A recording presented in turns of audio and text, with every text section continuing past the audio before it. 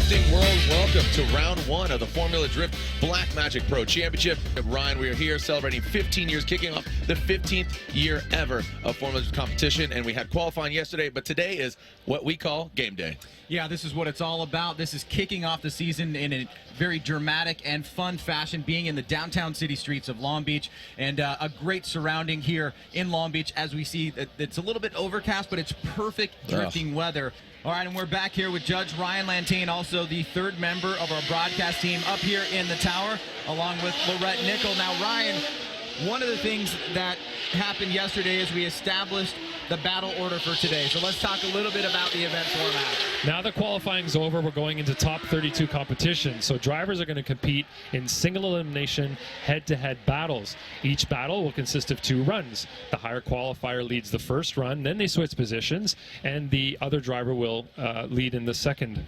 run. The judges will then determine whether or not we have a winner or if we need to go one more time.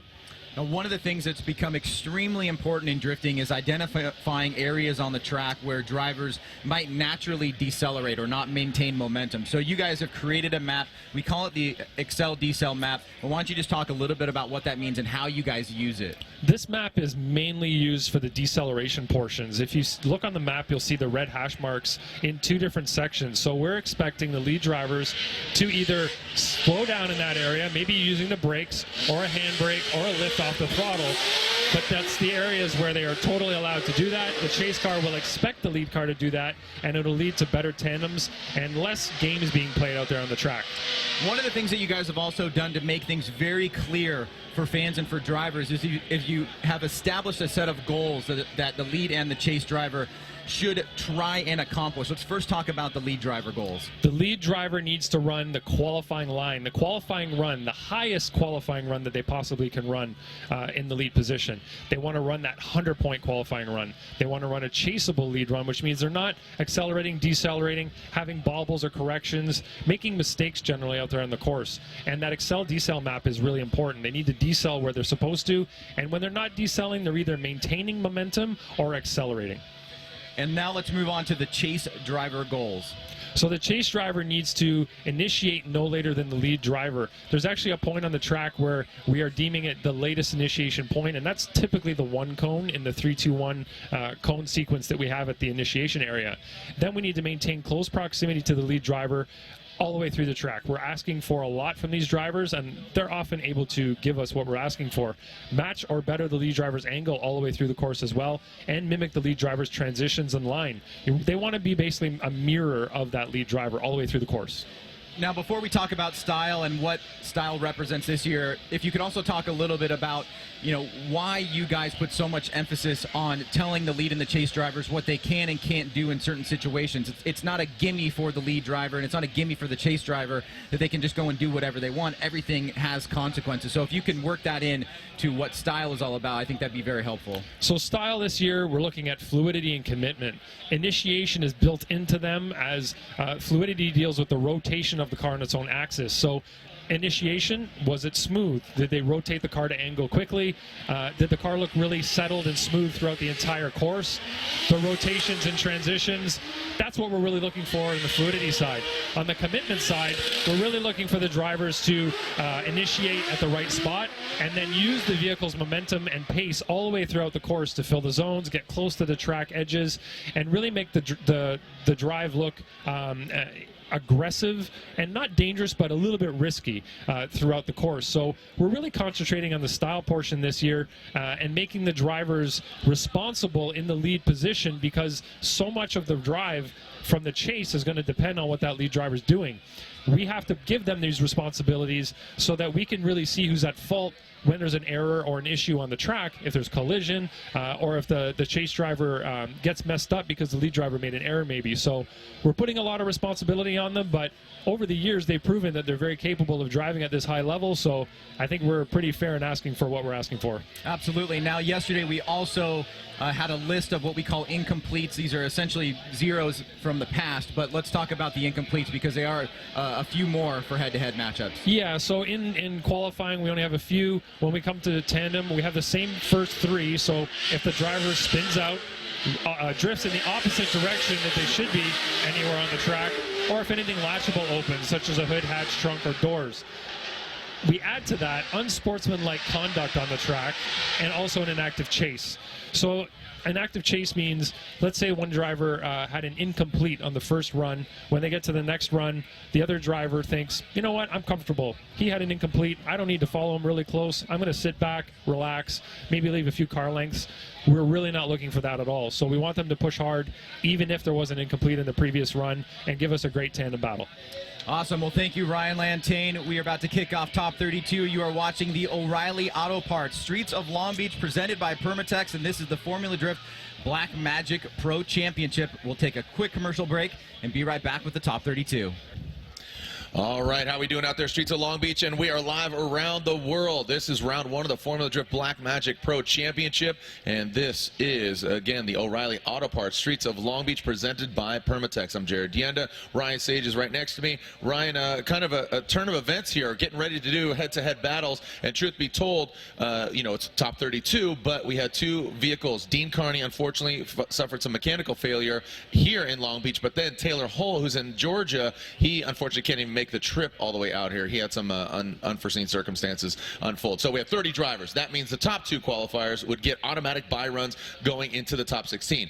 But they do rules state that you need to have a bye run. You want to elaborate a little bit more on this? Yeah, Peter Vinsek and James Dean qualified 1 and 2, as you said, Jared, and so that would give them an automatic advancement in the top 16, but they do need to make their bye run. We are hearing from the pit area that Peter Vinsek is actually on jack stands at the moment, and as you can see here, we do have a camera on his vehicle. Now, what this means is that he will have to enact his competition timeout, his one and only competition timeout that he gets throughout the weekend. There it is. So this is obviously detrimental to him, whether or not he is able to get the car to the line after we run this next battle here of Matt Kaufman and Ken Gucci. So nonetheless, he's going to be at a competitive disadvantage if he finds himself to the line, makes that bye run, and then moves on into competition. He will not have that competition timeout to utilize in maybe a very important part of the top 16, the Great 8, depending on how far he goes. This is just wacky. I mean, just kicking off the season. That's just how.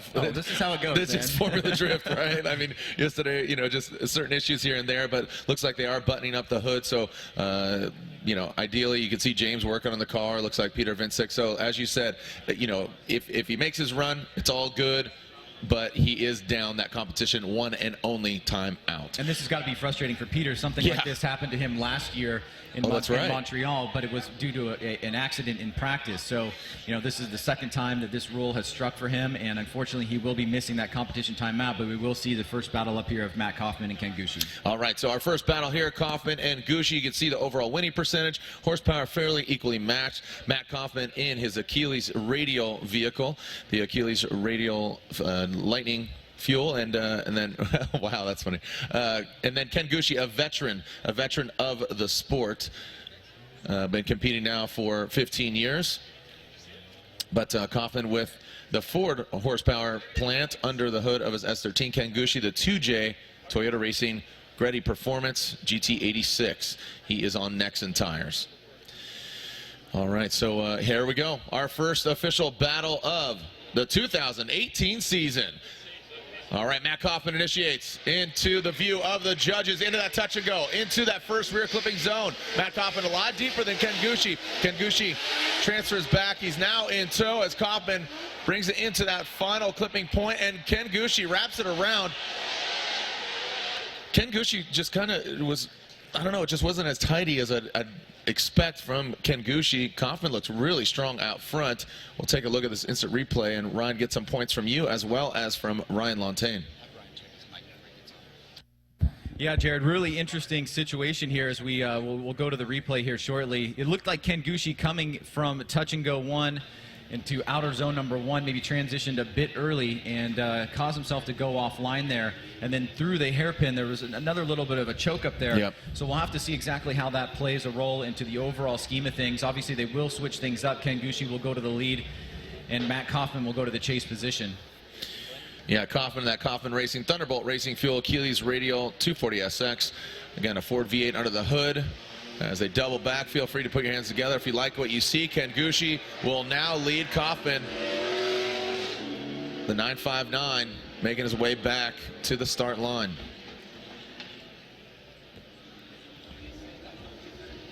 Looks like Peter Vincik. I mean, the car is almost identical. I keep telling him, do something a little more different so it stands out. But it's smart from a logistical standpoint, matching bumpers so you can alternate them.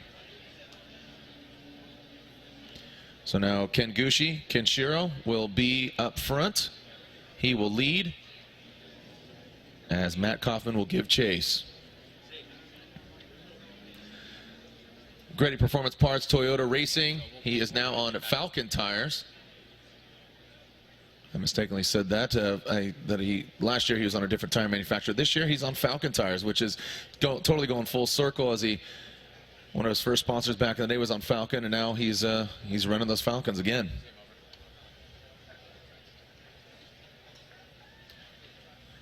All right. We are ready to send it.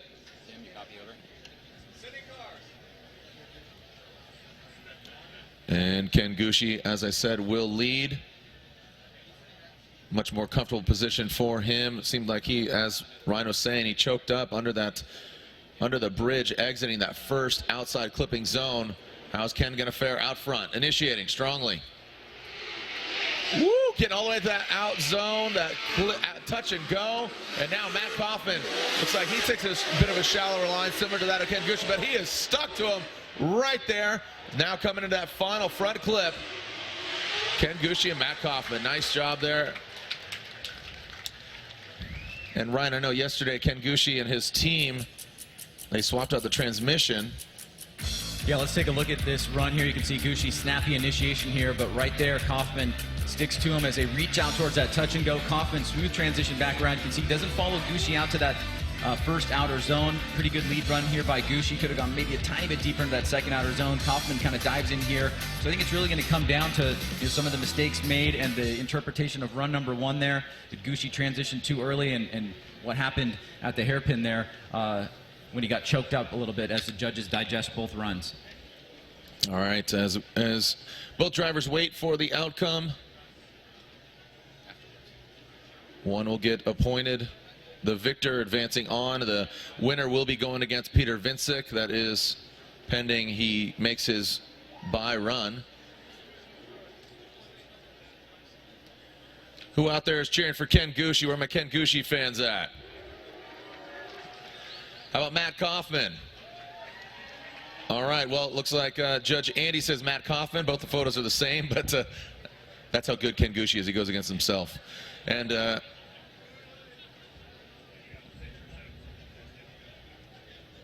see Kaufman giving a little wave there. That wasn't, you did not go that way?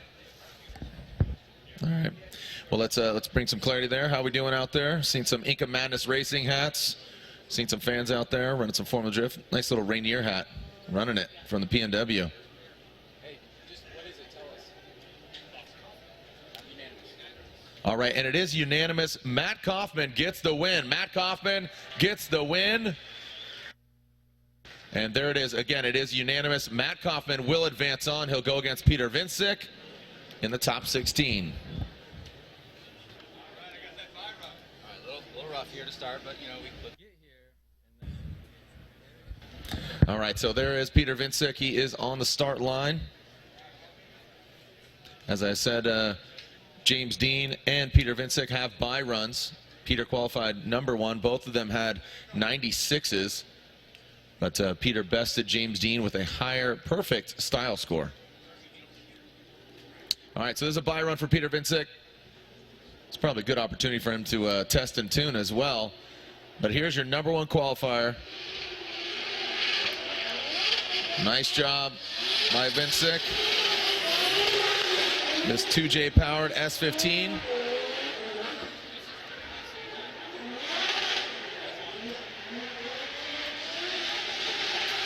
From Plock, Poland, there is your number one qualifier, and he will advance on into the top 16, going against Matt Kaufman.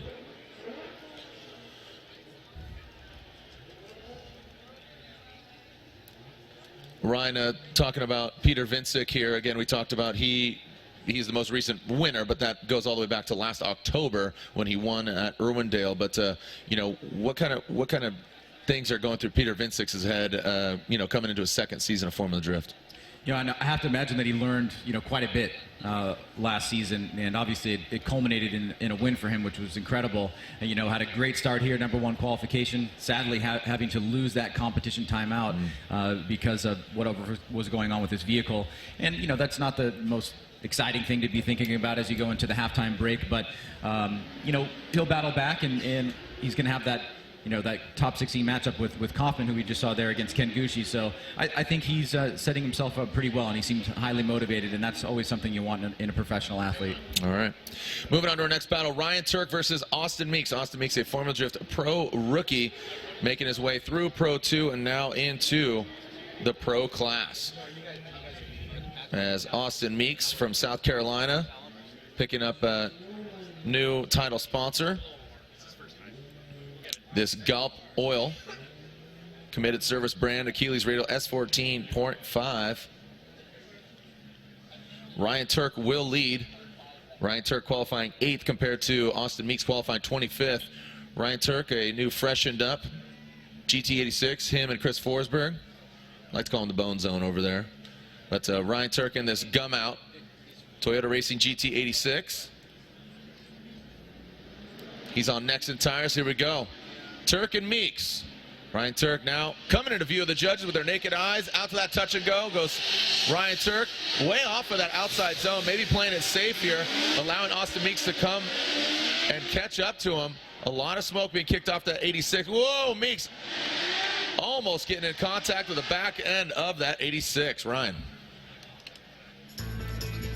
Yeah, let's take a look at this again here, Jared. You can see kind of a straight line approach for Ryan Tuerck. Initiates, grabs some e-brake here. Starts to pull away a little bit from Meeks on the onset. Now, he does a good job getting onto this touch and go, but you can see Tuerck does miss that first outer zone.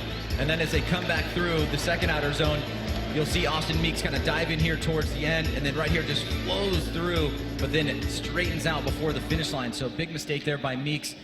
You got to give him some credit for trying to close the door overall, as you had a little bit of separation there. You could have capitalized on Ryan Tuerck's mistake by not getting out to outside zone #1, but that bigger mistake there towards the end will certainly have to pay a price for that. This is where it's really going to shine and just show, I would say, the seniority that Ryan Tuerck has. But given again, they've changed their team. They worked with a different kind of team manager last year, or who operated the vehicle. But now both Forsberg and Tuerck have taken the reins by themselves, kind of managing and facilitating all of their own, builds and all that, and they completely refreshed their car. So Ryan Tuerck, as we take a look at it again here, looks like judges are taking a look as they make their way through the start chicane. Don't know if there's anything in particular here that the judges are looking for. Yeah, it looks like they're really, we got Brian Eggert, Andy Yen, and Ryan Lontaine. Lontaine, if you don't mind, maybe elaborate on what you're checking out there. Yeah, the first replay was a little finicky, so we had to replay it with better views, and we wanted to see how straight he exposed that. It's like the one, and it looks like he dove in there on the inside of Ryan Tuerck and had to kind of straighten up a little bit before getting back on the fall, so it was a pretty serious strain. All right. So giving it some more analyzation there from the judges. Again, Andy Yen, longtime judge. I think year 14 maybe for him. And Eggert, how many years again you've been judging? 7, and then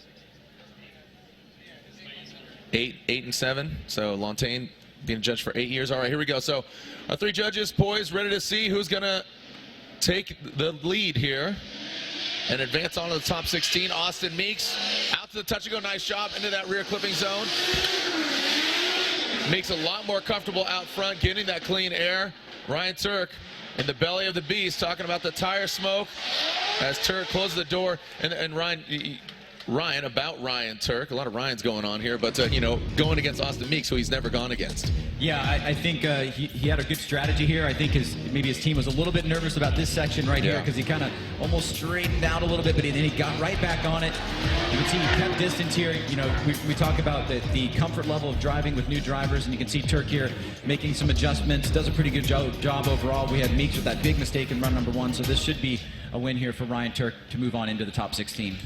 All right, so fans some still lingering out there in the paddock as it's just a beautiful day here. I know earlier in the week seemed that in the forecast they were going to potentially see some rain today, but man, the forecast today is just beautiful. Little cloud cover, a little breeze. Here we go. Slide him left for Meeks, slide him right for Ryan Tuerck. Our three judges, Ryan, Andy, and Brian. And Ryan Sage, as you said, I'd have to assume they will be sliding to the right for Ryan Tuerck. And that gum out Toyota GT86, and there it is. It is unanimous. Ryan Tuerck advances on. Ryan Tuerck advances on into the top 16. Great.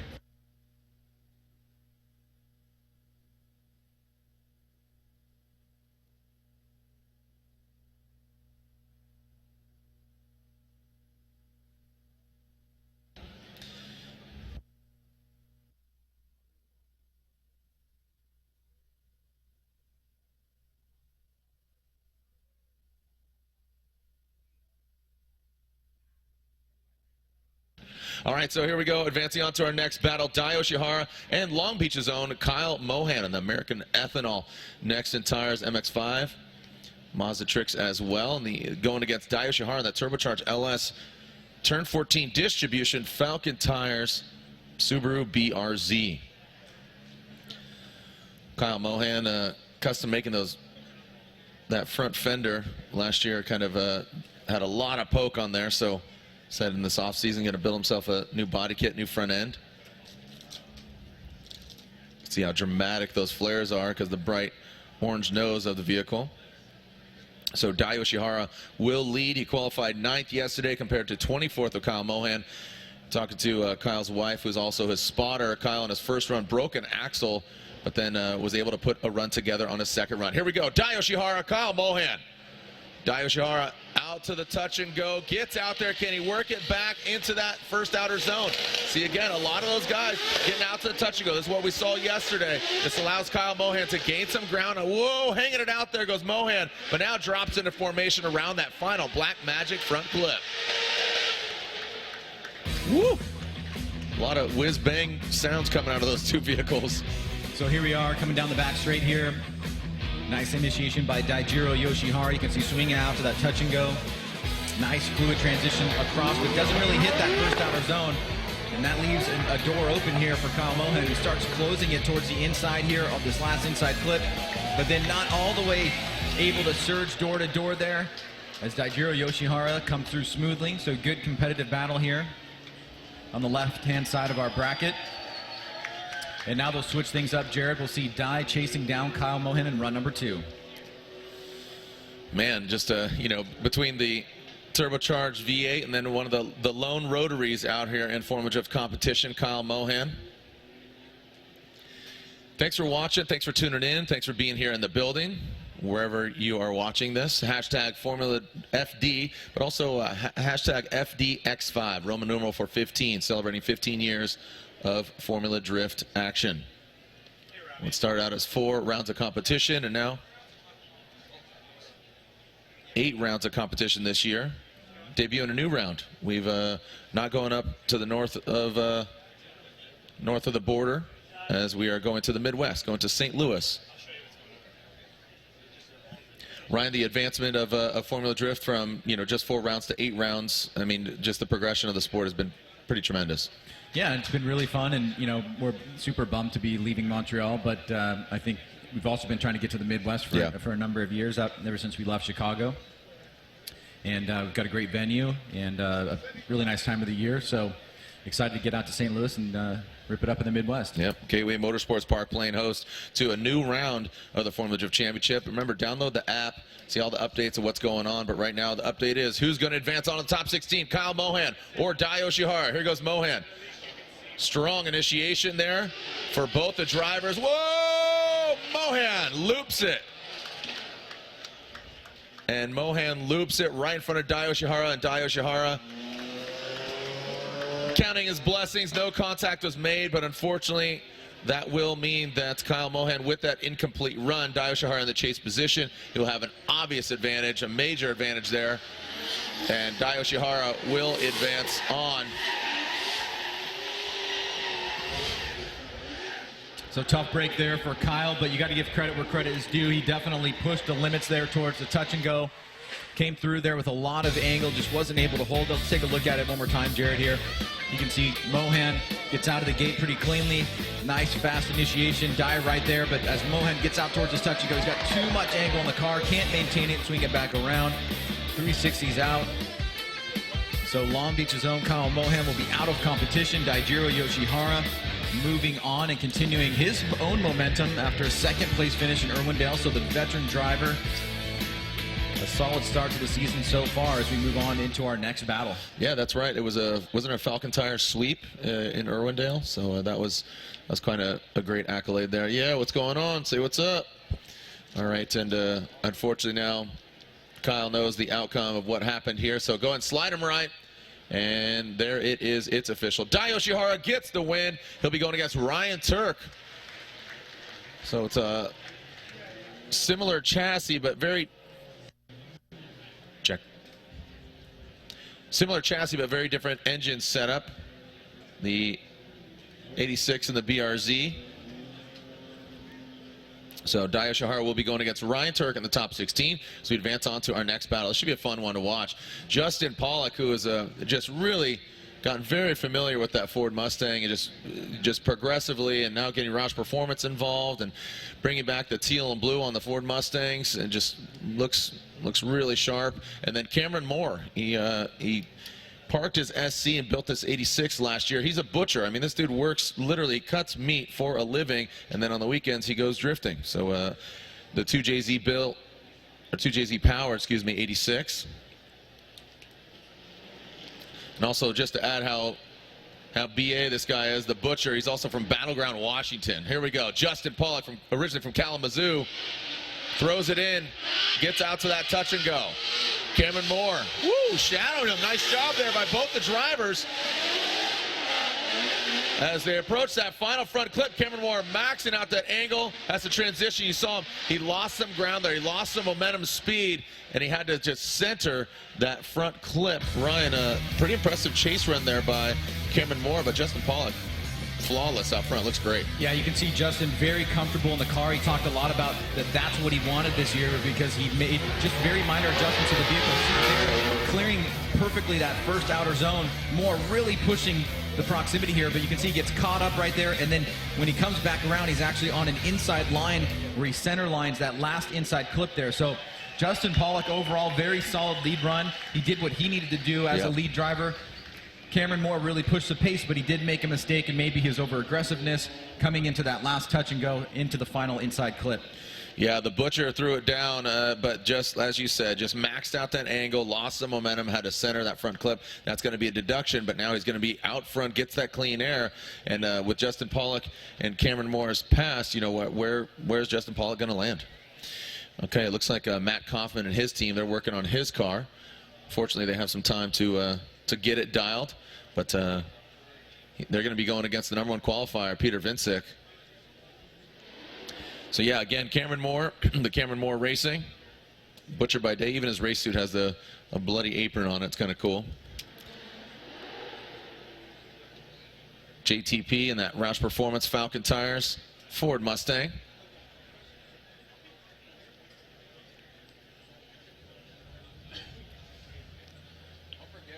As Cameron Moore will be leading. All right. Here the officials say sending cars. Cameron Moore will lead the 333. Justin Pollock, lucky number 13. And here we go through the start chicane. We got a clean start. Down the chute into turn 9 of this IndyCar course. Oh man, Cameron Moore comes out blazing, taps the wall. A correction there from Moore. And unfortunately for the butcher, Justin Pollock brings it around, insult to injury, as the butcher gets chopped by JTP. That will mean that Justin Pollock, so man, just seemed that Cameron Moore initiated, he tapped that wall and then just corrected and straightened out. Ryan? Yeah, it looks like he had to shut it down after tapping the wall. Jared, let's take a look at it here. You can see e-brake pull initiation, then shooting out towards this touch and go. He taps it, but not able to transition back around, and then shuts it down. Justin Pollock, obviously, wanting to make sure that if he reinitiated, he was ready to go for drift, but it would be an incomplete at that point. So GTP, his first win of the year, and moving on into the top 16, he will face the winner of Odie Bakchis versus Dan Burkett, which is our next battle up.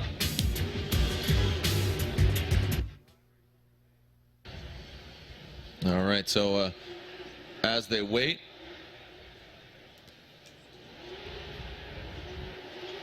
yeah, Dan Burkett, Odie Bakchis, that should be a fun one, and believe you know the outcome here. Moore and Pollock, and slide them right. It's unanimous. JTP, Justin Pollock, gets the victory and advances on.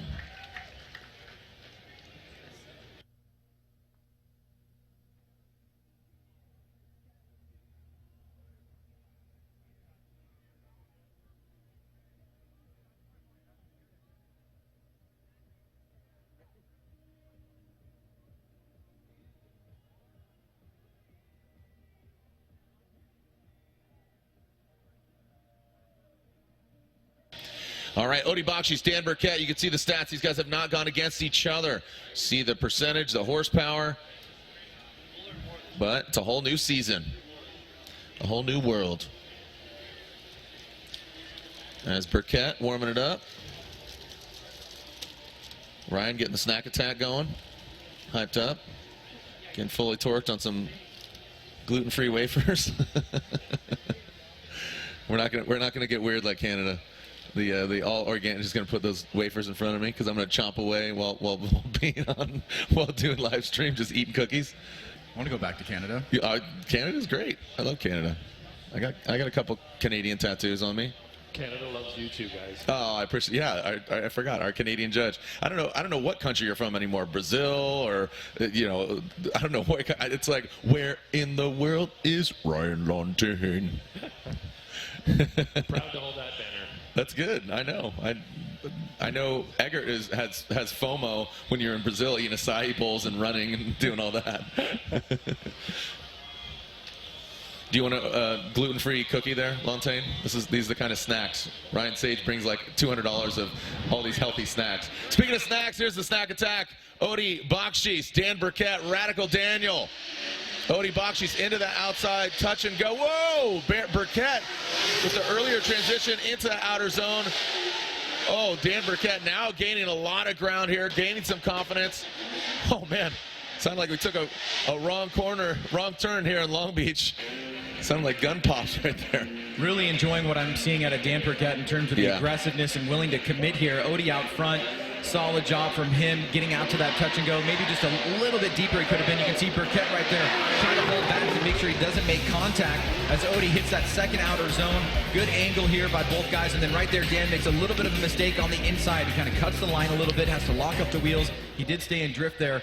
And now we'll mix things up as Dan Burkett will go to the lead position. Odie Bakchis to the chase. I like Tomeboy's shirt over there. It said the Sandlot. I like that Sandlot shirt you got on there, man. Like looking a little Astros throwback. All right, so Burkett, as you said, Ryan, yeah, definitely impressed from a year ago to Long Beach here last year to now. Dan Burkett just looks a lot more confident. The car looks, it just looks more settled, has more poise. And Odie Bakchis, I mean, it's easy to give Odie Bakchis compliments. He has just progressed over the years from somebody I saw, Vegas drift and those events to where he's at now, being a contender for a championship, finishing third overall multiple years, and very similar, identical car as last year, but just aesthetically adding the blister flares, adding the S15 headlights, but. Both these guys, it's just great to see these guys flourish. Yeah, no doubt Odie Bakchis for sure is charging for a championship after that third place last year. He looked phenomenal. And you have to remember, the middle part of the season, he didn't do so well. Yeah. And he really came back towards the end, made some adjustments, and just looked incredible and finished off the season very strong. All right, who's going to advance on? Who's going against JTP? Dan Burkett or Odie Bakchis? Dan Burkett out to the 10. Oh, goodness gracious. Front, back, side to side. Oh, man, such a great-looking car. It's such a shame. I mean, all these cars look so great. Looks like Odie making sure he's okay. And, oh, man, not fun when you see. And Dan Burkett, great-looking car, but that's not the way you want to do body work. Make some noise for these guys, these gladiators of the sport. One of the most unforgiving tracks. You know, we start the season, off season, you know, these guys and gals and everybody just working on these vehicles, debuting them here at Long Beach, and just an iconic track from Formula One to IndyCar and now to drifting. These walls, they bite you. And we saw it again. Take a look at this again, Ryan. Yeah, you can see here as Dan initiates, it's really coming in with a lot of momentum. He starts to put angle in the car, but went way too deep there, and you can see the ricochet caused him to flip off and also caused damage to the front of the vehicle. So looks like he's okay. Let's take a look at it from camera up here in the judges stand right there. Actually, the back wheel also hits and then whips it around. So tough hit there for Dan, and a great job by Odi Baktis to avoid damage of his own.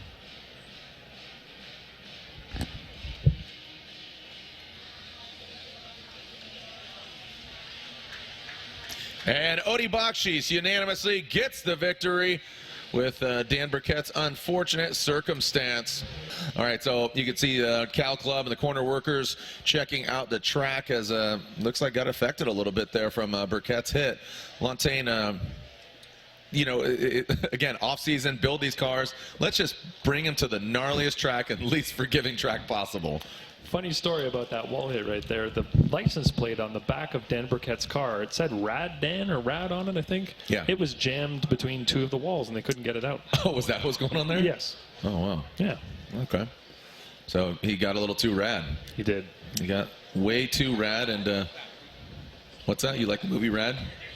I mean, if you don't like the movie Rad, you have no soul. Let's see if we can catch the moment when that license plate gets jammed in there. Yeah, take a look at that. Bam. Yeah, you can see a lot of the shrapnel there, the bumpers, and Odi Baktis is just puckering up, just going, oh boy. That could have been, again, both Dai Yoshihara and now Odi come out unscathed, and that could end a lot worse for those chase drivers. Well, Robin Ishida caught up with Stefan Papadakis, who basically engineered that vehicle. Here is the pilot, the Norwegian Hammer, Fredrik Asbo, going against a Formula Drift rookie, Matt Van Kirk. And I know Van Kirk has a lot of fans here. Where are the Van Kirk fans at? That's pretty strong for a Formula Drift rookie. Again, coming to us from Marysville, Washington. Then where are my Fredrik Asbo fans at? All right, so Fredrik Asbo, former Formula Drift champion, finishing second overall last year. A real contender in a different car, the Toyota Corolla IM, and now this Toyota Corolla hatchback, what looks very similar to the vehicle last year. It's a brand new car, brand new debut for this vehicle. This is the first time it will be seen battle, and it's going against a Formula Drift rookie that is Matt Van Kirk. The Drift-O-Matic Nissan 240SX, been competing in Pro 2. In Pro-Am previous to that, I saw him out at the Southwest Drift Series event in Arizona. I saw him drift out there. I've seen him in the Pacific Northwest at Evergreen. Really made a name for himself over the years, and now here he is in Formula Drift Pro ranks going against one of the best in the world. And just a highly engineered car, Ryan, this Toyota Corolla, and what Papadakis Racing has done over the years with Tanner Faust and now Fredrik Asbo. Yeah, Steph has definitely made a name for himself many times over in his fabrication and vehicle build prowess.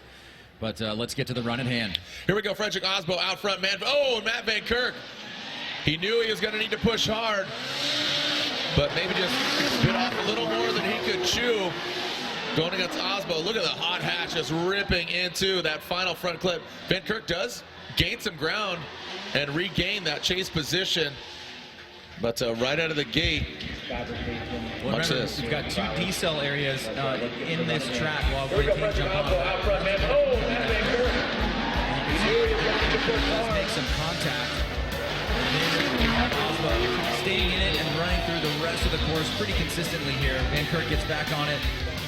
Tries to attack here towards the end, but I'm sure that the judges will be focusing most of their attention on that point of contact there, coming right after initiation. See right there. Yeah. Yeah, so right now we have to determine if it was Matt Van Kirk who got a little too aggressive coming in there and hit Asbo, or was it Asbo that slowed down and caused Matt Van Kirk to hit him?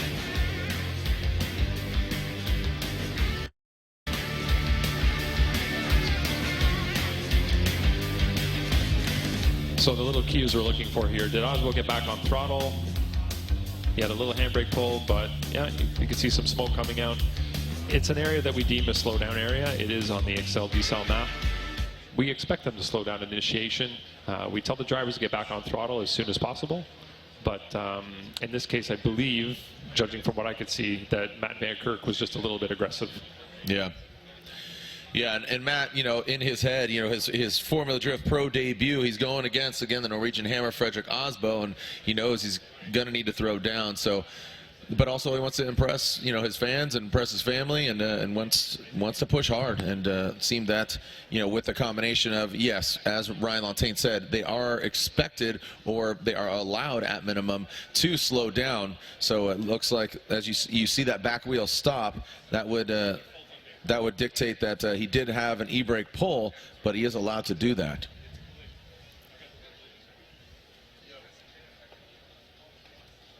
All right, so the judge is elaborating on either a collision or is it contact? Because contact is allowed as long as it doesn't impede on the other driver's line and the attitude of the vehicle. But a collision would then institute somebody who was at fault. So, you know, people could put hands on the car if need be, or can inspect it. But got a little bit of downtime, and hopefully you're going to join us at Irwindale if you're local here in California, or join us at one of the many rounds. Download the app and get all the updates, live scoring alerts and stats, exclusive FD content, breaking news, notifications, access to the free live stream. So if you can't be in person, watch the free live stream. New FD fan rewards program, exclusive games, contests, special video features. So be sure to download the app, both Apple and Android.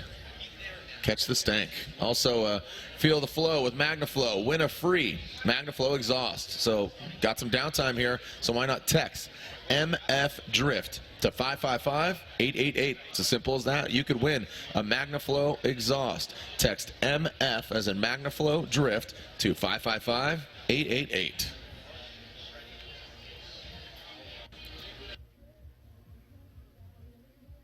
Ryan, what's going on here? A little bit of delay. I saw the judges talking. Yeah, well, one of the things that we have in the rule book is basically defining the difference between contact and collision. And in contact, basically, is kind of like rubbing is racing, right? It doesn't really have a major impact, but the cars are touching together. A collision, the way that it's defined in the rule book, is that if a vehicle makes contact with another vehicle and the line becomes interrupted to where there may have been damage sustained, then the driver that was made contact with, thus deeming it a collision, can inspect the vehicle to make sure that there's nothing dangerous on the car that happened after that, or if they need to make repairs. So that's what's going on now. That's why you see Fredrik Aasbo off to the side, because the judges have deemed a collision as opposed to just general contact, in which we would just move on. All right, so Van Kirk is at fault. Aasbo and the Papadakis racing team can put hands on the car. Yeah. Okay. All right, so there you have it. And again, we're taking a look at the replay again. So this is, again, it is collision. It's not just contact. It's not just getting gangster. But that will set back Van Kirk a little bit here as far as advantage. But crazier things have happened. Yeah, you see right here where Aasbo gets bumped and it kind of interrupts him a little bit. I think that's enough to justify having to look at the vehicle, because there may have been some damage sustained there. A lot of times when we see guys rubbing each other, it's not that big of a deal, and nobody needs to call a competition timeout or anything like that. But in this case, you can actually see the car physically move, and wheel to wheel can become a problem.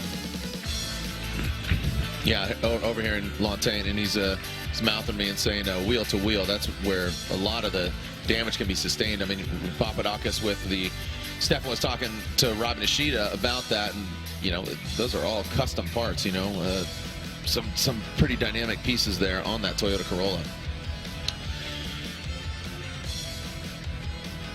So after this, we'll have Christoph Blush and Alex Hilbrun. Latvia versus Peru.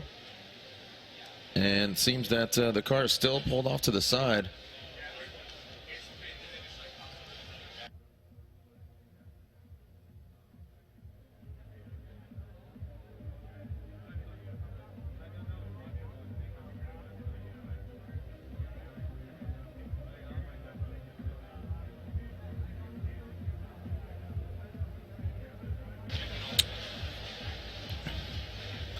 Hey, Ryan Lontaine, we are not going back to Montreal St. Eustache, which I would consider kind of the house of drift of the Great White North, but we are going to St. Louis. Have you been out to Gateway Motorsports Park yet? No, I've not been to Gateway, but we're pretty sad about Montreal up there in Canada. That's it. Just going to leave it right there. Just leave it right there. Yeah. All right. Well, we got a few moments here. From what I understand, Frederick Osbo, a rivet popped off the body part, so they're going to tape it and reaffix that and get it all going once again. But so while we got some downtime, let's have some words with one of the drivers debuting a new car, Matt Field.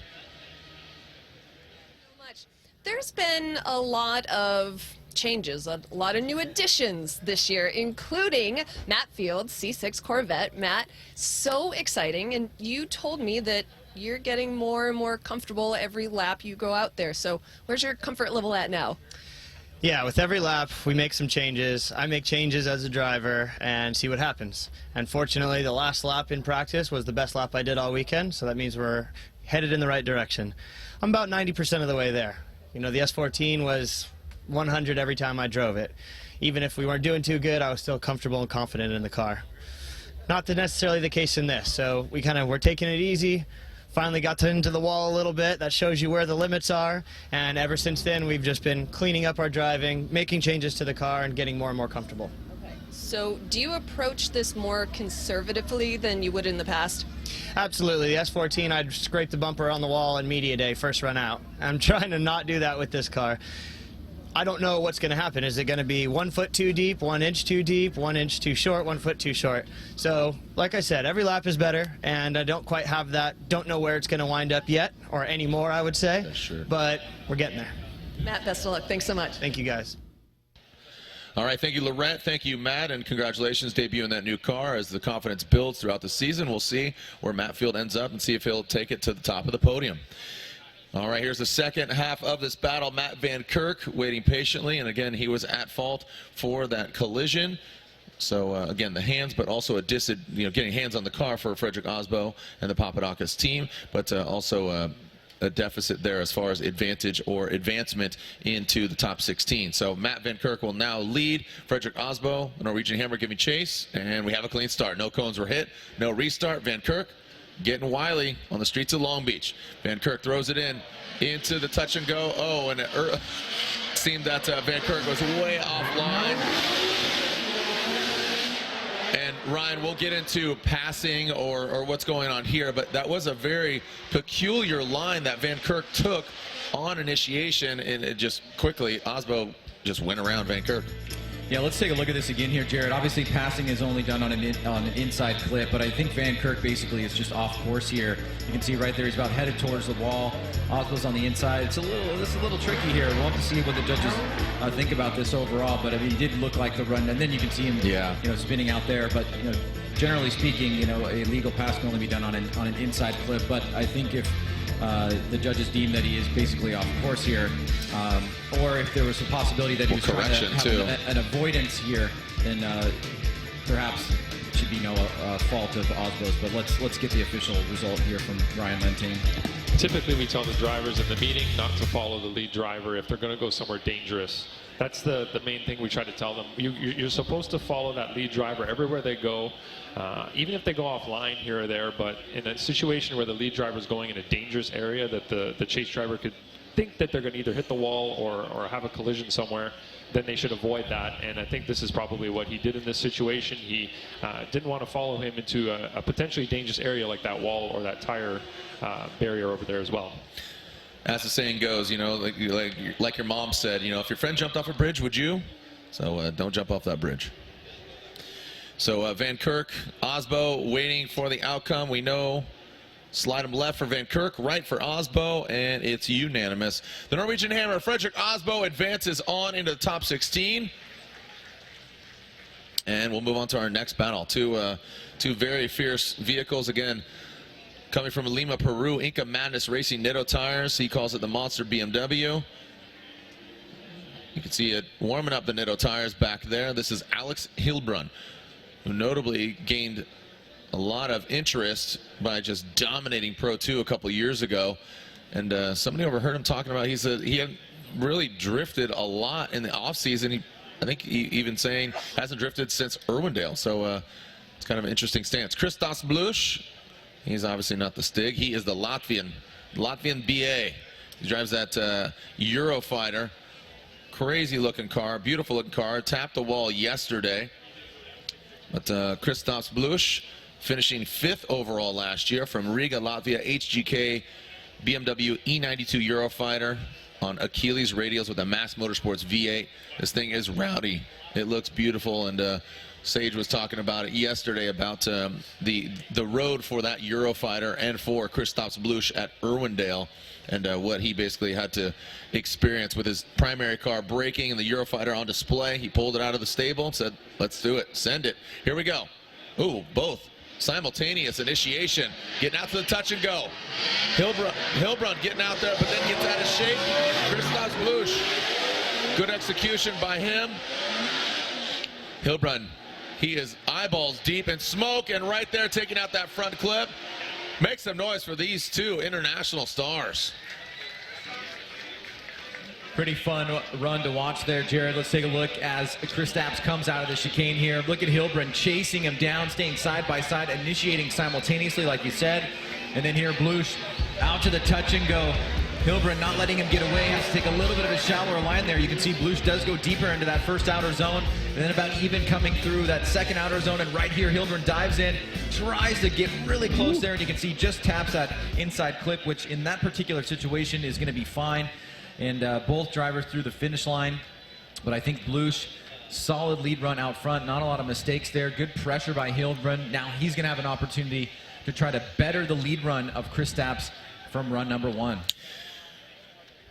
Christos Blush just over the past few years has just really made a name for himself, and Hilbrun and a lot of the drivers. But Blush is just almost like just comical, just with his accent and everything, and the incident of last year, just driving the car off of the jack stands when the competition time out. Just some of the scenarios and interviews and just his demeanor is just you're not laughing at him, you're kind of laughing with him, because he gets a kick out of it as well. So.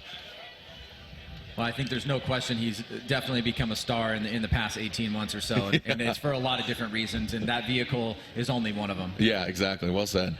All right, Alex Hilbrun out front. Christos Blush in the chase position. Hilbrun initiating, gets out to the touch and go. Christos taking a shallower line, getting close to the outside zone. Are both the drivers, Hilbrun putting the car in all the right places. A strong execution by both the guys, dialing it in. Make some noise for him. Probably one of the best head-to-heads we've seen so far.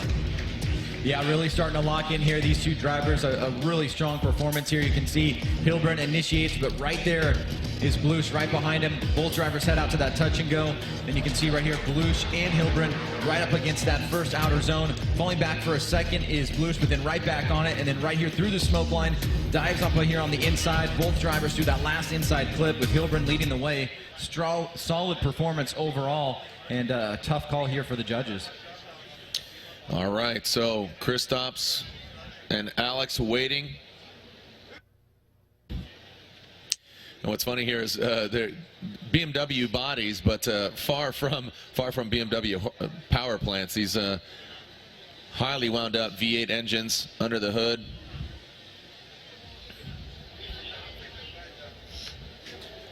As waiting patiently to see the outcome, who will advance on.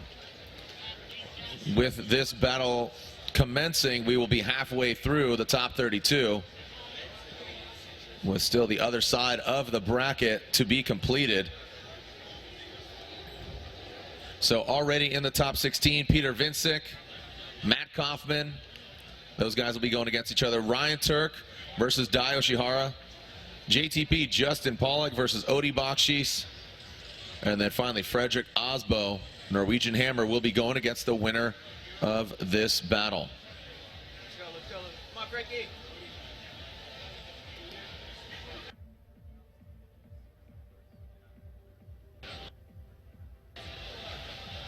And we are finding out that Christos Blush gets the win. Kristaps gets the win.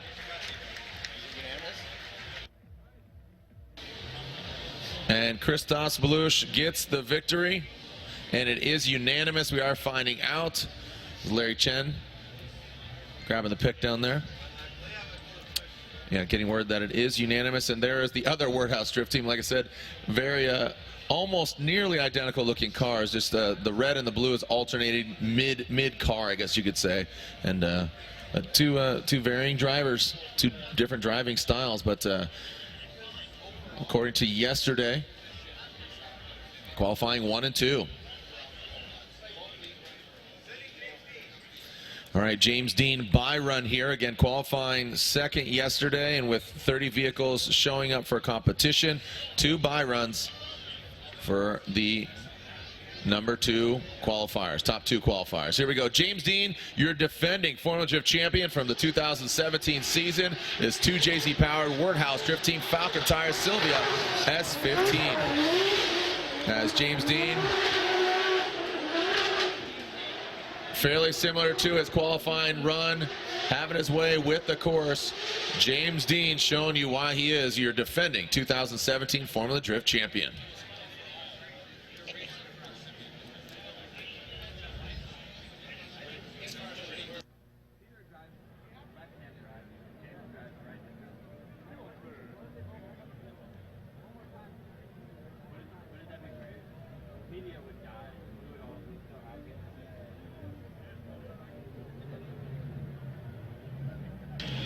All right, so the stand's beginning to fill up.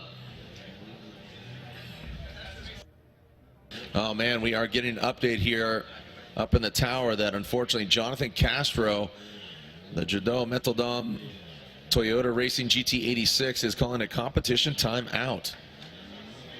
So that's unfortunate for him. 1 for the weekend, and there it is. So we will advance on to our next battle. So Castro, who was intended to go against Michael Essa,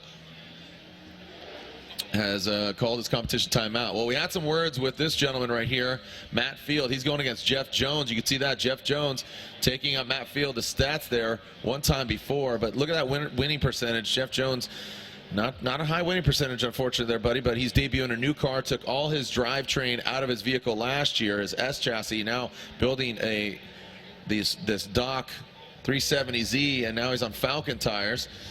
And both these vehicles on Falcon tires, but Matt Field debuting his new car and having those words with Laurent Nickel, talking about his confidence booster. He said the best run was his last run in practice, so how's he going to do going against a new car that is Jeff Jones? He's running a proven engine, his Edelbrock supercharged LS.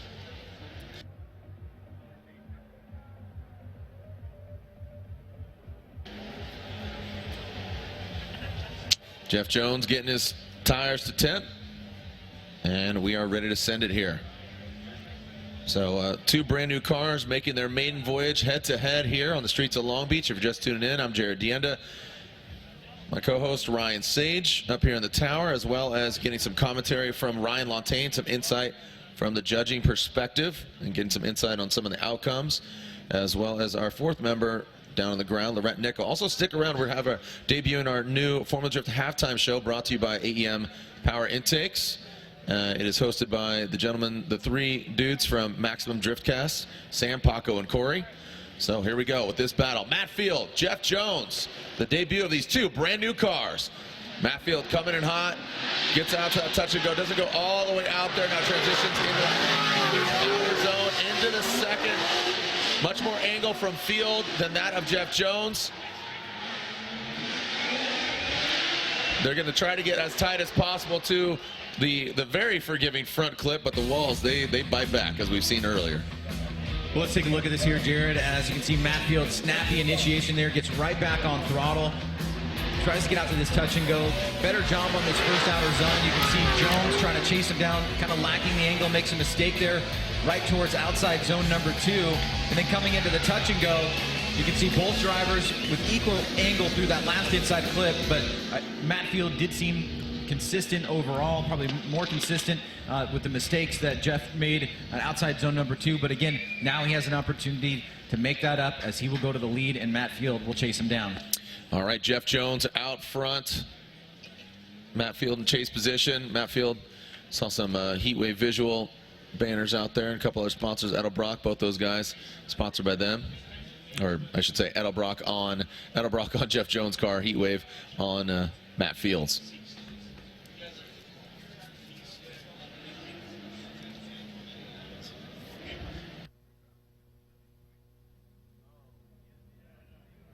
All right, Jeff Jones will now lead. Matt Field giving chase. The Beast from the Bay, from San Jose, California, in the Falcon tires. Wish C6 Corvette. Wish, a new sponsor there for Matt Field and his program. Basically an online portal where you can purchase products. Learn some knowledge about that. Download the app Wish. And here is Jeff Jones out of the gate. Here we go. We got a clean start. It's go time, fellas. Jeff Jones initiates. Matt Field seems a little bit hesitant, kind of kicking back, lingering in the smoke. The tire smoke all over the course. Jeff Jones hammering down, loud and proud. Now Matt Field applying the pressure there, gaining some confidence, as he said, and it was apparent there in that second run. It was a nice, solid lead run from Jeff Jones here, but Matt Field really poured it on towards the end. He really didn't make too many mistakes in the chase position. He gave him a little bit of room right here, and now he starts to attack. You can see Jones tries to swing to the outside zone, but Matt Field closing the door here, trying to keep the pressure on as they leave that second outer zone, and then Field right here really starting to lay it on there as they come through that last inside clip in the finish line. So good competitive run by both drivers on run number 2. I think overall Matt Field was more consistent between run 1 and run 2, and we'll have to see what the judges say as we go to the official scorecards. All right, so awaiting the outcome here, and you know, some great driving by both these guys. I'm excited to see, you know, regardless of the outcome, excited to see how the season progresses for them, getting familiar with the new chassis, the new setup, and, you know, similar engines, but, you know, just getting familiar with it for both Jones and Field. Next stop for us, actually, is Orlando. All right, so slide them left for Jeff Jones and right for Matt Field. It looks like there it is. Ryan and Brian say Matt Field, and Matt Field, it's unanimous. Matt Field gets the victory, but unfortunately for Jeff Jones, he's knocked out. But Laurent Nickel caught up with Jeff Jones and debuting his new car.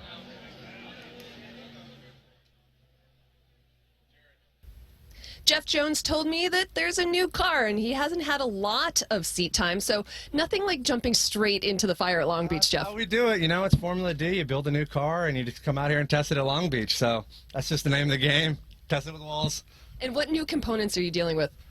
So it's a brand new 370Z, and we're working with Falcon tires this year, so that's an awesome thing. And this thing's pretty much a rocket ship now. Really happy about that. You know, got a few other guys on board, PBM, Powered by Max. Their suspension works really great on this, so I'm pretty happy with it. Even though I've only had like 4 real laps, it's dialed in, and I made it look as much like my 14 inside as I could, so I feel at home. All right, thank you guys.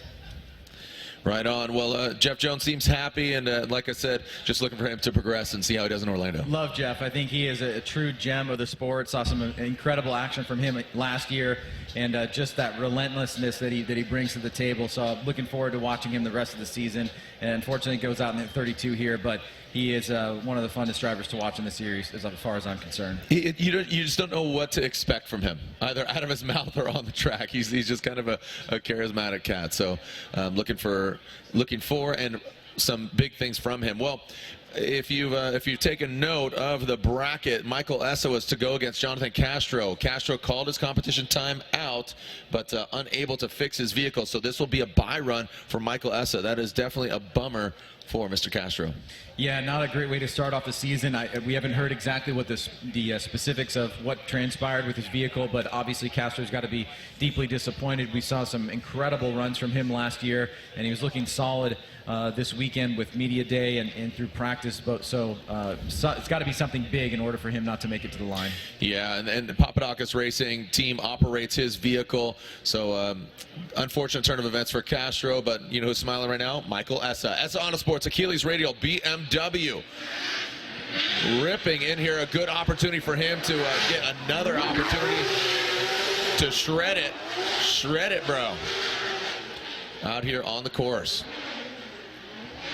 All right, so as Essa crosses the finish line, he will advance on to the top 16, and he will be going against James Dean. James Dean, Michael Essa will be doing battle in top 16. This is the O'Reilly Auto Parts Streets of Long Beach presented by Permatex. And speaking of Permatex, Alec Honadale. Honadale Racing and Huddy Racing teaming up to create this car this year. You can see Honadale and Farouk Kouai going against each other. Another Polish driver. And Alec Honadale getting the victory. They've only seen a battle against each other one time before, and Alec getting the win. So the Reckless Racing BMW of Farouk was debuted last year, but quite a contrast from last year to this year. I saw Farouk just a week ago. I was up at Sonoma Raceway, and he operates out of Works Race Shop, which is on site at Sonoma Raceway, and saw the vehicle, and glad to see it. You know, from just a week ago, it looked like he still had a lot of work to do on it, but he's here. It's wrapped and it's ready to go. But he's got to get through Alec Honadale in this supercharged LS S14.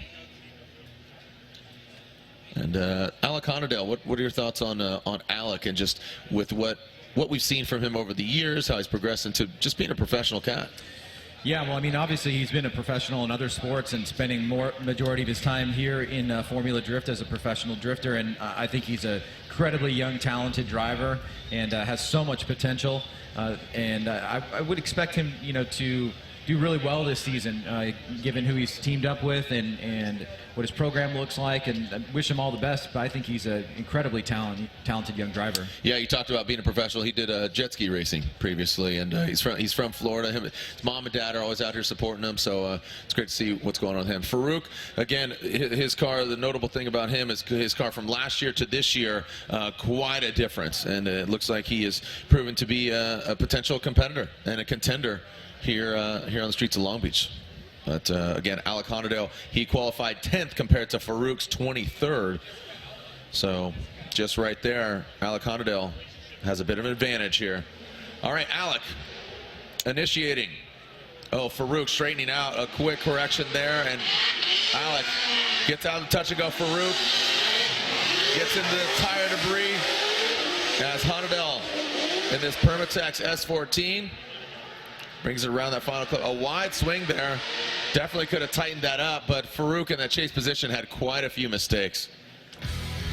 Yeah, I agree, Jared. A couple points, figuratively speaking, left on the table with Alec Honadale. Maybe could be a little bit closer to the touch and go, or excuse me, the first outside zone, and that second outside zone. But you can see Farouk in the background just kind of struggling, not really putting all the marbles together when it comes to the chase position. Kind of far back a ways here. You can see Alec does miss and go a little bit wide on that last inside clip, so it does give an opportunity for Farouk to have a better lead run. But Alec, known as a great chase driver, will definitely try to keep the pressure on him. So we'll find out here as both drivers mix it up, change positions, and battle it out here in our fourth to last battle of the top 32. Fifth to last. Fifth to last, yeah. About 5 more battles left here in top 32. Could see Forrest Wang lingering there in the back. Chris Forsberg, Dirk Stratton, a Formula Drift rookie. That car is a beast. And the Jerry Yang Racing of Kazuya Toguchi, another Formula Drift rookie coming from Japan, committed himself to the Formula Drift USA Championship. So still some big guns back there ready to do battle against their competitors as well as this course, because that's the monster. Just like Fenway, the big green monster, this is the big white walled monster that is the streets of Long Beach. Farouk will now lead. Alec Honadale give chase. Round 1 of 8 of the Formula Drift Black Magic Pro Championship. Jared Dienda, Ryan Sage, Lontaine, Laurent Nickel, and the whole cast of drivers, teams, and sponsors here. We do have a halftime break after these 5 battles, and then so you can cruise the pit and the paddock, and then we'll kick things back off with the top 16. I'll give you a schedule breakdown here in just a moment. Here goes Farouk, Alec Honadale. Into that first corner. Whoa, Farouk gets out to that touch and go. Now transitions into that first outer zone. And Farouk shallows up on that second one. Now approaching that final front clip. And a wide swing. That was, I got to tell you, I don't know, that was a hard act to follow. Farouk came in, I don't know, it was kind of like stop and go. It was interesting. Yeah, really unorthodox initiation here. You can see he initiates almost past that third standing cone, so the judges will have to take a look at that. You can see he almost goes into the tire wall here, and Alec has got to be wondering, what kind of move should I make here? And he does make an adjustment. He blasts up to him right here, and then right on this last inside clip, you can see Alec does tighten it up on that last inside clip through the finish line. So a tough act to follow, as you said there, Jared. So we'll have to get Ryan Lantain to give his interpretation there of what he saw from the lead run by Farouk and Alec in the chase position. Yeah, looking at Farouk's lead, he got really wide to the touch and go, but not in the touch and go area, unfortunately. He was really close to the tire wall, so he wasn't in the right area of the track, and you could see that he kind of straight lined it over to the outside zone 1 where he tapped the wall. Like you said, Honadel didn't really have a whole lot of confidence following that lead. It was a little bit inconsistent, and then he had that straight near the finish line, just before the finish line at inside clip 1. So Honadel did a good job. He had to really place his car in the right position and predict what was going to happen, and I think he did a good job of doing that. Lantain, if you could just remind the fans, or maybe for the first time they're hearing it, break down exactly what you're one of 3 judges. What are you guys looking for, and also the point allocation, just to remind the fans? Well, in qualifying, the point allocation is style at 40 points, line and angle at 30 points each. So we've kind of adjusted things this year to give the style aspect a little bit more weight. And while we're doing that, we all judge individual criteria. So I was the style judge at this round, Andy was the line judge, and Brian Eggert was the angle judge. And that's how we break things down for qualifying. And then we kind of look for all of those things together during the tandem competition. All right, so here we go. Farouk or Alec, slide him right for Alec Honadel. Ryan says Alec, Andy says, and there it is. Alec Honadel advances on into the top 16. So Honadel will be going against Matt Field. So look at this. Looks like in the pits they're watching the live stream as the action goes down, because if they're over there working on their vehicles. Whose team is that exactly? Remember, we do have our halftime show. Looks like Kevin Lawrence. Oh, it's Adam. What's going on, Adam? Adam's watching over there in the pits. All right, so next up, we got Forrest Wang going against Kazuya Taguchi. So a Formula Drift rookie in Taguchi in this Jerry Yang Racing GTR going against Forrest Wang, who has a lot of fans out here.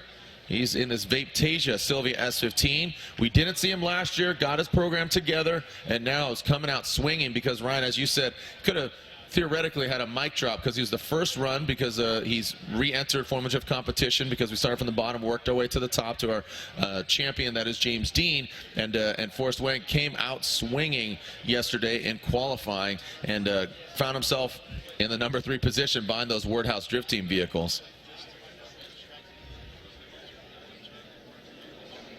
And here we go. We are sending it here. This is Forrest Wang against Taguchi. Wang gets out to that touch and go, transitions under the bridge. Big angle there. And it seems that Taguchi really getting lost in the smoke as for, and then Taguchi, a big correction there, massive advantage there to Forrest Wang. Yeah, well, you can definitely tell that Taguchi is getting used to this vehicle. He is a phenomenal driver with his car that he has in Japan. We've seen some incredible battles with him, just a solid overall driver. But this is a really tough challenge for him coming over here, not having a lot of practice. And you can see against Forrest Wang, who you know is going to go down and lay a very solid, clean lead run, and that's what Forrest does there. So Forrest Wang, not only a crowd pleaser, but a very stylish driver that has really mastered the qualifying aspect of drifting and has really started to work, on his head-to-head game in terms of being able to keep up with some of the faster drivers. So expecting big things from him this year, and has made, the right adjustments to be as competitive as possible. But in this particular battle, he's got a pretty sizable advantage going into run 2. Yeah, it's going to give him a lot of confidence here now in this chase position. Having not gone against Taguchi, we'll see how he handles the pressure and handles going against this GTR.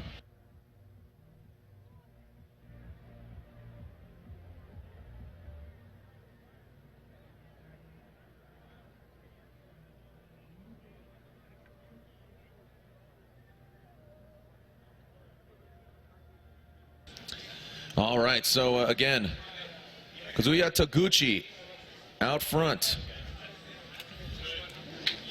Jerry Yang Racing GTR on Achilles radials. Both these guys on Achilles radials. Forrest Wang. Definitely a stylish looking car if you're into that kind of JDM steez. Run that Super Doof kit, 2F Performance. Here we go. Taguchi out front, initiates top one oil.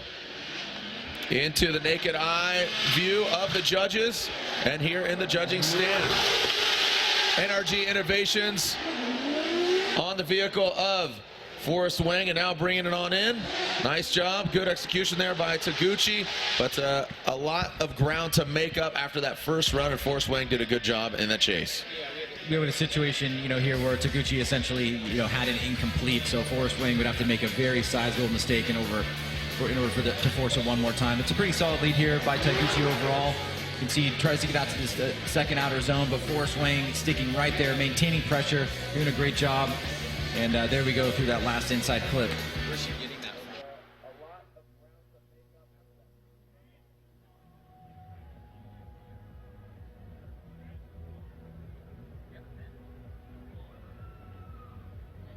All right, and there it is. Forrest Wang gets the victory. Forrest Wang advances on into the top 16.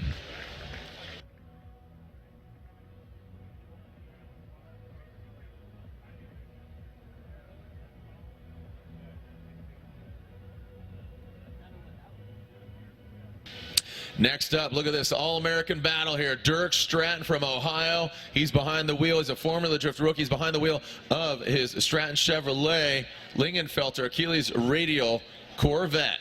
And he's going against former Formula Drift champion, Formula Drift veteran. So, hey, buddy. Tuerck, welcome to Formula Drift. Go against one of the biggest personalities in the Formula Drift grid and sanctioning body, Vaughn Gittin Jr. and his Monster Energy Nitto Tire Ford Performance Mustang RTR. So an all-American battle. This should be a barn burner. And just talking with Tuerck yesterday, and it's a family affair for him. And I know when Vaughn's dad, Vaughn Gittin Sr. was around, and rest in peace, Captain Rad. It was a family affair for him too. But Tuerck's got his mom and dad and his lady out here, and it's a family affair as well. So I know Tuerck is kind of all ears and all eyes, and I said, you know what? Yesterday, just have some fun, man. You already won just by being here. So we'll see. Tuerck could throw down because he qualified actually higher than Vaughn Gittin Jr. Vaughn yesterday only took his first bye run and then bowed out. Didn't take his second run. So here we go. Welcome to Formula Drift. Tuerck Stratton here in this Lingenfelter number 33 Corvette going against Vaughn Gittin Jr. It's Monster Energy Ford Performance Mustang RTR. You can see Tuerck Stratton getting out of shape. Oh, and hard into the wall.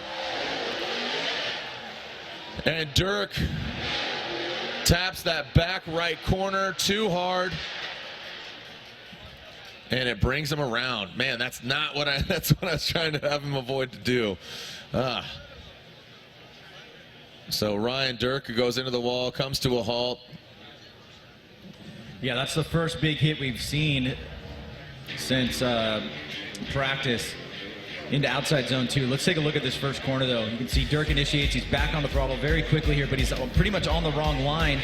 It looks like he was a little bit deep. Then he has to make a correction, so Vaughn's having to make an adjustment here, at least at first pass. That's what it looks like.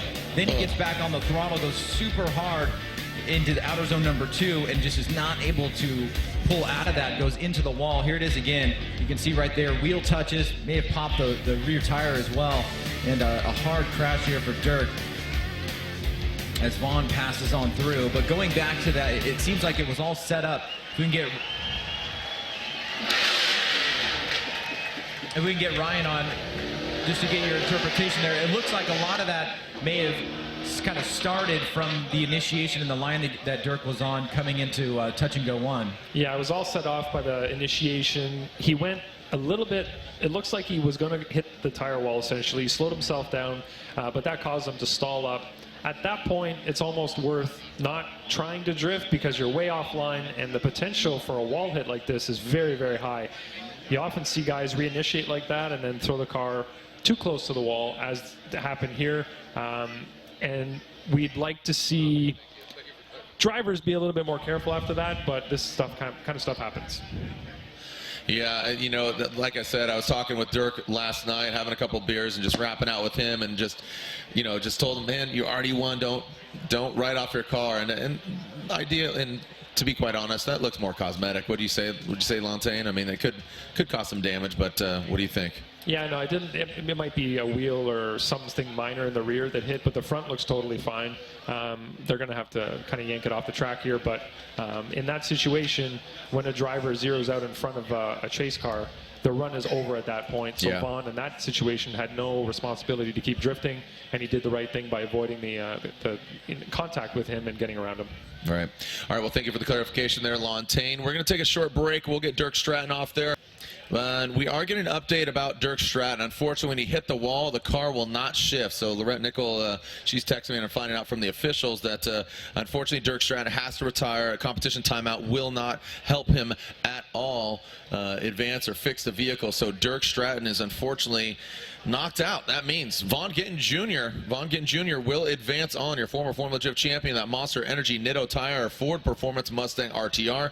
He advances on in the top 16. He's going to be going against Forrest Wang in the top 16. So Vaughn Gittin Jr. will take his what we call a bye run in this instance because of Tuerck Stratton having to retire. Here is Vaughn Gittin Jr., a Formula Drift veteran, ready to rock. Take a listen to this wound up, pissed off, three-wheel motion, Ford Mustang, Vaughn Gittin Jr.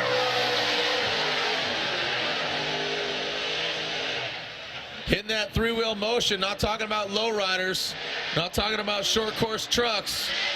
That's a sled car, that's drift car out there, man. Make some noise for Vaughn Gittin Jr. advancing on into the top 16.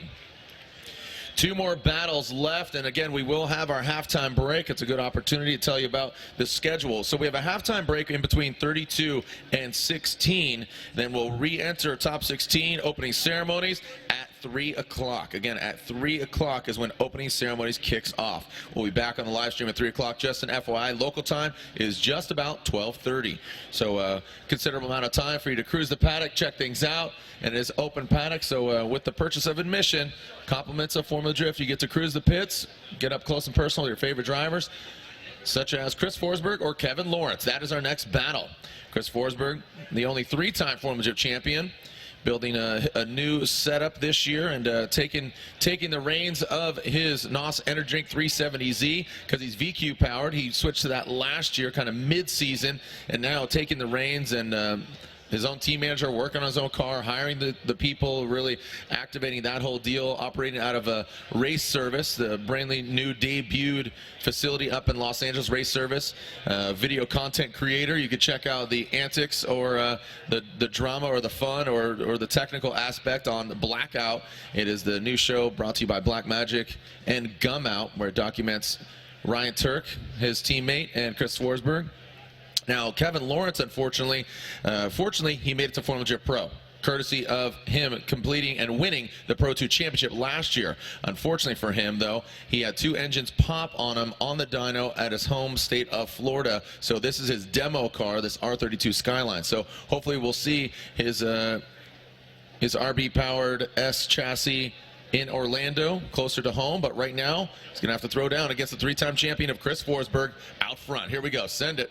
Chris Forsberg out front. Kevin Lawrence initiating in tow. Forsberg getting out that touch and go. Not going all the way deep. Kevin Lawrence, a big correction there in that chase position.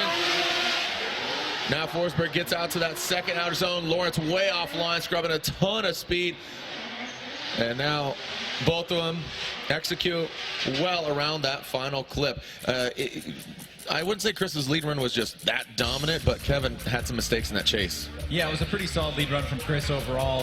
Not many mistakes. He could have done some things better, like getting out to the touch and go here, and a little bit better on outside zone 1. But like you said, Jared, Kevin Lawrence was just struggling to keep up with Chris. Made a few mistakes. He straightened coming out of turn 1. Was not able to get to the touch and go, and just really wasn't able to be in battle with Chris Forsberg in the chase run. Now, the challenging part for Chris on the second run is understanding what he knows about the speed and the grip of Kevin Lawrence's vehicle is having to make the appropriate adjustments and making sure that he doesn't make a contact or collision with Kevin. So giving himself some space if he feels that he needs it, and taking recommendation from his spotters who are up here, and giving him all the information that he needs in order to be competitively successful.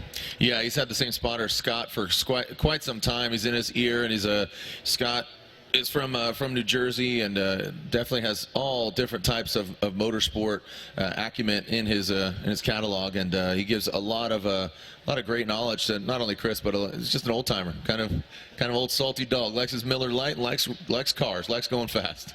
What's the Jersey part relevance? Just he's from Jersey. From Jersey, he's from New Jersey. Oh. But he's located there. Yeah. Yes, he's from New Jersey. You said it like that does something. Oh, no. Well, that means he's just into motorsports. He loves Bon Jovi. All right, so Kevin Lawrence will lead. Chris Forsberg will give chase. Seen some nitrous being sprayed there. So RB25 under the hood of the R32, and then here we go. Forsberg running that VQ setup, transitioning into the touch and go, flicking it in. Lawrence and Forsberg, neither of them getting all the way out. Chris shallowing up quite a bit here. Now into that final front clip goes Lawrence and Forsberg.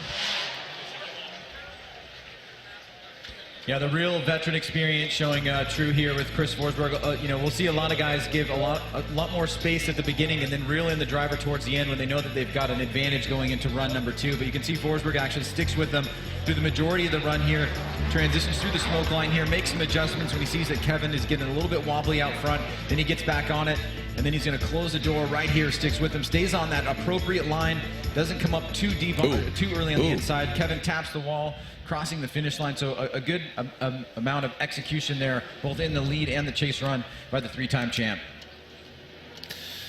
All right, so Forsberg just ticking the boxes. Yeah, this is another look here at Kevin Lawrence and Forsberg.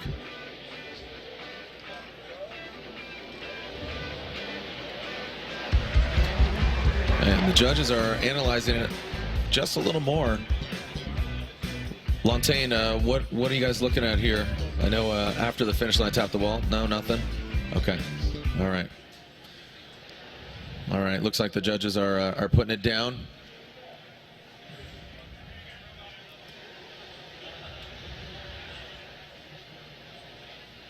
All right, so slide them left for Lawrence or right for Chris Forsberg. And there it is, Ryan, Andy, and Brian. It's unanimous. Chris Forsberg gets the win. Happy belated birthday to Chris Forsberg. Yesterday was his birthday. So nice little gift there.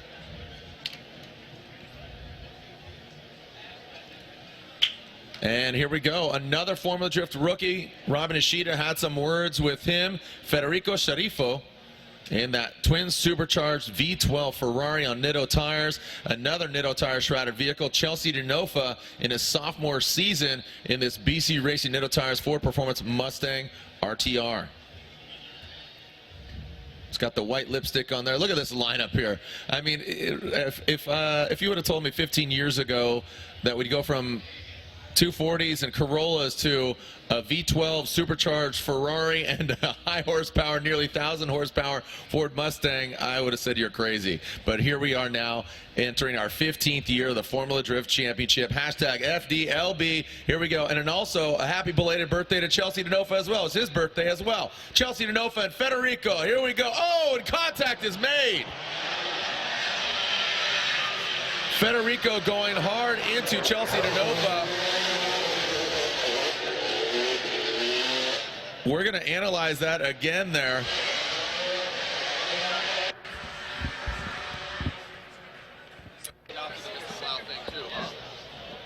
Wow, the judge is kind of baffled here. Ryan, let's take a look at it again. I mean, with my naked eye, it looked like Federico just went into the side of Chelsea. Yeah, I think that's what happens here. He comes in a little bit too tight, and it actually is dire consequences here. I mean, my first impression is you can see Federico on a very tight line.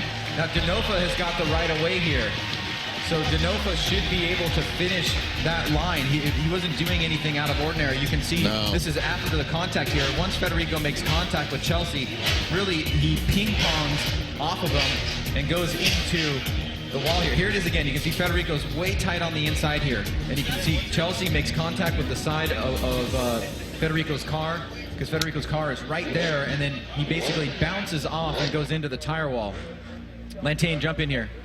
Yeah, so Federico had a late initiation, probably right at the initiation point, but he was in the wrong spot. He was way on the inside. In that situation, I have to look at it again. He may have even crossed that center line for the chase car to not cross when you're side by side, but he definitely stole Chelsea's line entirely. He was in the wrong place and should not have been there at all. Yeah, all of us are kind of baffled. Yeah, take a look. So look at this right now. He's next to Chelsea, and he's over the center line at the initiation point. So in this situation, he should have given him a lot more room than that. Not really the right way to be getting in there. So you could see that he was over the center line actually before the 3-cone, essentially that first yellow and red marker on the wall.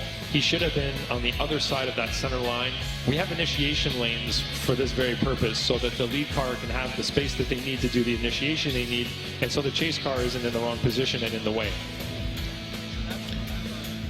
Yeah, it doesn't. Look how late Federico initiates too.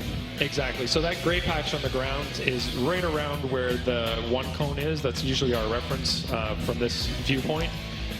So you can see that Chelsea's already initiated in the sideways, and he's very, very right at the limit, but he's definitely in the wrong position and actually ahead of Chelsea. Like you had said, he stole his line. He didn't give him the appropriate line to get through that corner. So Lantain, I mean, obviously this is a situation where when we had a contact in one of our earlier runs, and it was deemed collision because the line was moved. This is clearly a case where the line was moved of the driver that was made contact with in the case of Denofa. So this is most definitely going to be a collision situation. Denofa's team is going to be able to check the vehicle, make sure that it is not only cosmetically sound, but more importantly, operationally sound as they take a look at it now, and then we will evaluate what happens here. You can see that this 10-minute window has been allotted for him to look and fix the vehicle. He will have another 5 if he would like to use that. We've written a number of different rules about collisions in the rule book this year to address these very things. So we'll see exactly how this plays out. But so far, I think from what I'm hearing from the judges, and raise your hand if you guys think otherwise, so I know that this would be fault of Federico and it is a collision. Yeah, we had to assess fault. First of all, we had to deem whether or not it was a contact or collision. It's definitely a collision, and it's definitely Federico's fault. So like you said, Chelsea here has 10 minutes right now to repair the vehicle, and if he needs to call a competition timeout, he can do so. But you can see that we're pulling the headlight out from behind the front wheel, so definitely a good impact there. They built these cars so modular. You know, the RTR team, the laboratory in Charlotte, they've built these things so the corners could get knocked off. But I don't know if you saw that, breaking out the Sawzall to get that bumper off. And Lantain, this is also, it's worth noting that when we have a collision or contact where the line is interrupted or uninterrupted, you guys are still judging the run. In this case, the run is stopped. So this would be incomplete for Federico. Absolutely. Once the lead car, or once a zero has been, or sorry, an incomplete has been established, the run is over at that point. So anything that happens after that doesn't need to be, nothing needs to be finished basically on the track. So in this case, we have deemed the fault to be Federico's. Chelsea is not held responsible for anything that occurred there. And they're going to try to get his car back on the track. Whereas in the case of the last, I think there was maybe Osbo and Van Kirk, you guys had, it was deemed a collision, but the run still went on, and so you were still judging the run. Exactly. In that case, the collision wasn't because of the collision that occurred. We were worried that there might have been damage that had been, that had happened to Osbo's car, and there was. They had to kind of repair it at the line back there to make sure the parts weren't flying off of it. But in this case, because it had ended right where it happened, we didn't judge the rest of the run. Federico gets that incomplete, and now Chelsea gets the lead, hopefully if they get his car back together. All right, so as the clock ticks, he has his, again, allocated 10 minutes. And we are just going to let the clock wind down as these guys work on it, and we'll hopefully see them back. Looks like it's going to be cosmetic. So while they're working on this, hopefully get Chelsea DeNova back up there to go against and finish out this battle of Federico. This is our last battle of 32. Remember, I told you about the schedule, but let's take a quick break. Lorette Nickel just caught up with Forrest Wang, who we're going to see in the top 16. Lorette? Hey guys, thanks so much. Well, he's back. The Style King is back. Forrest Wang, coming back to 2018, and you've made some changes. Walk us through those. Well, we geared the car more for response, so we got a smaller Garrett turbocharger on here, and it's coming in a lot sooner, about 1,000 RPM sooner than what I'm used to, and it's driving great. You know, we're a little down on the peak numbers, but it's kind of a good trade-off because the car's a lot easier to drive, and I think it'll help me with being able to get my proximity closer and make the drivability a lot easier. And any adjustments you're making out here? Yeah, you know, we're working with the suspension settings, and we're getting the tire pressure dialed down more and more. I think our next battle we go up against Vaughn, so we're gonna have to bring it. So we're dropping the pressure a little bit. We're gonna soften up the suspension a little bit, and you know, we're gonna bring it. Okay, Forrest, thanks so much. Thank you, guys. Thank you, Lorette, and good luck to you there, Forrest, as see Chelsea DeNova debuting a new helmet. Again, his number 88, fan of Back to the Future, and I believe he's got his Back to the Future themed helmet that he's debuting. So checking out the alignment here, make sure it is up to snuff. Getting the guys working on the RTR team. All hands on deck, and you don't want to go out there and just have that simple mistake, that one quick little simple thing go wrong, right? Yeah, exactly. And, you know, he also would prefer not to burn his competition time out as well. So, right. You know, trying to utilize that 10 minutes to the fullest advantage that he possibly can, given that it was not his fault.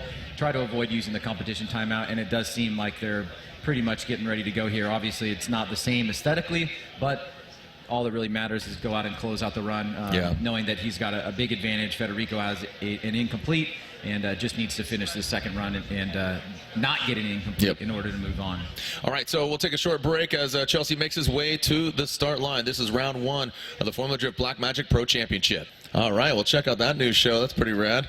Looks a little AMC activation there, Ryan. Little Badlands.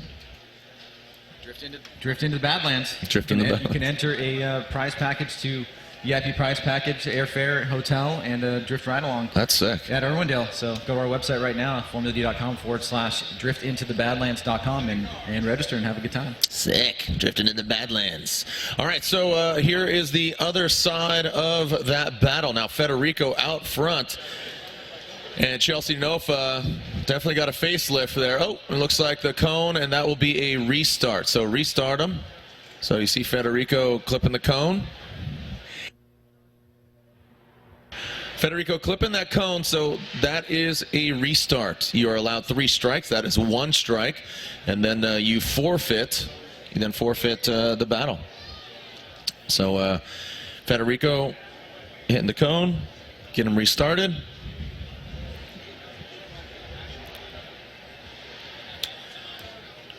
Federico out front, Chelsea DeNova in the chase position. This is the final battle of top 32. We will have a break after this, and taking a look at the schedule. Opening ceremonies begins at 3 o'clock. Local time is just about 12:45. So just about 2 hours from now, we will begin top 16 action. All right, so again, we're going to see the final half here. Final half of this battle. Big deficit for Federico to make up, and we got a clean start. Federico out front, Chelsea DeNova, birthday boy yesterday. And Federico having major issues now. Whoa, and Chelsea DeNova goes off course.